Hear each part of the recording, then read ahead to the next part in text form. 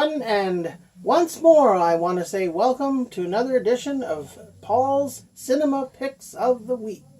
And if you haven't guessed by now, I am your host, Paul Westbrook, and reminding you to hopefully enjoy all the movies, not only that we show here, but all the movies that you can find out there in Walmarts or Linden Park malls. Well, we got Linden Park malls, or any mall in your area that you're living in.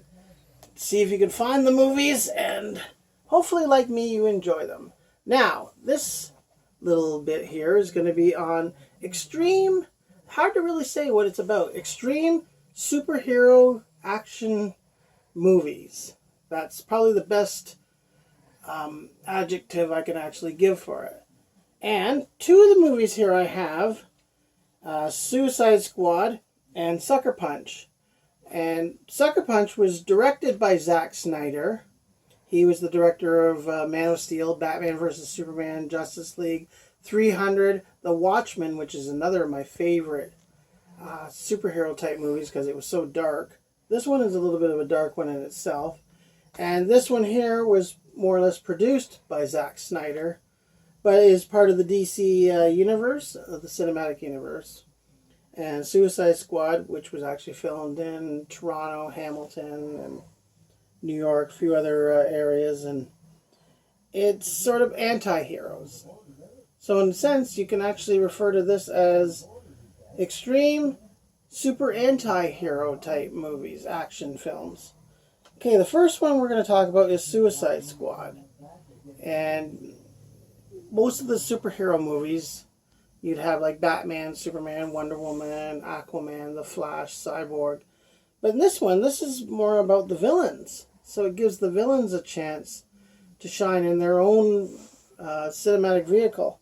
And it introduces Margot Robbie as Harley Quinn. And you also have Jared Leto as the Joker. I know a lot of people weren't pleased by his performance. Well, his performance is good. They just didn't like how he looked. And so I guess Joaquin Phoenix ended up playing the Joker in a standalone movie, which just came out recently, which I thought was really good. And you got Killer Croc, you got Will Smith. Yep, Men in Black's Will Smith is in this one. He plays Deadshot. And you have Greg Kinnear as Rick Flag. He's the one that's the mercenary that's the head of the Suicide Squad. And you have Viola Davis as Amanda Waller. She's the, hard to say, agent or something. She works in Washington, but she's the one that actually sends Flag out to recruit these supervillains to deal with stuff that they don't normally like to deal with. And you get your action, you get your comedy, you get your fantasy point in the movie. You get a really good villain in a sorceress, who I thought was good. I know a lot of people didn't like it. They thought it was a weak villain, but I thought, no, she wasn't too bad. And she certainly proves to be formidable against the Suicide Squad. And the character I think I liked in this one was, Killer Croc. He was a Batman villain. And, of course, Deadshot was also a Batman villain. He was in Detective Comics a lot. And also you have Katana. That's this lady here in the mask. She's like a Japanese samurai martial artist. And yeah, for a movie that instead of dealing with the superheroes, you get villains, is actually good. It's good to see how they all come together and how they're able to combat the threat that's actually put in front of them. And you get your action, and you get, like I say, you get your funny bits. There's a few little surprises that are here and there. In this DVD, you get a few extras. You get like the Discover the Rich Legacy of DC's most infamous villains. And then you get the X-Squad Strength and Skills, which is how they whipped them all into shape for the movie, how all the actors got trained for the film. And you get the Joker and Harley, the it couple of the underworld. And so you get a look about the relationship between Joker and Harley Quinn. And Chasing the Real, writer-director David Ayer reveals techniques to creating an authentic, surreal world. And, of course, you get your favorite gag reels, because every DVD has to have a gag reel. And yeah, this is more than worth it. Like, I mean, if you like superhero movies and you want to see the villain side of things, get this one. Second movie here, Sucker Punch. This one is sort of like the Suicide Squad. Like, it was directed by Zack Snyder, so it has much of the same visuals as Snyder's film with the Suicide Squad. Except the difference is this one takes place in an asylum, and there's the main character whose name is Sweet Pea, and she's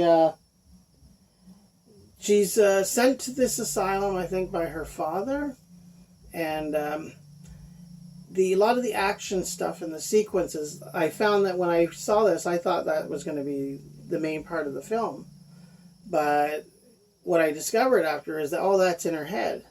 Like, this is how she escapes from the dismal surroundings she's in this sanitarium. So what she does is she imagines she's this action hero, and she goes out there and they're doing battle in this apocalyptic world, and the visuals are really extraordinary to look at. If you like a film like this, then I would certainly watch it. It's very dark, but it's well acted.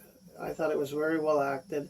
I don't know how it did at the box office. I don't think it did very good, because a lot of those movies, they have similar plots, so after a while people just get tired of seeing the same old type of movie. But Sucker Punch I actually found to be a visual eye-opener, and it's thought-provoking, because you really think about what these people go through if they're in a place like that, and what do they dream about to escape. So it's like one big dream world, but it's very, very, very intense, and they say it's not for the faint of heart, so if you're a faint of heart, you might not want to see it, or see it with caution. But it's an unnerving fantasy action, horrific, and definitely, again, not for the faint of heart.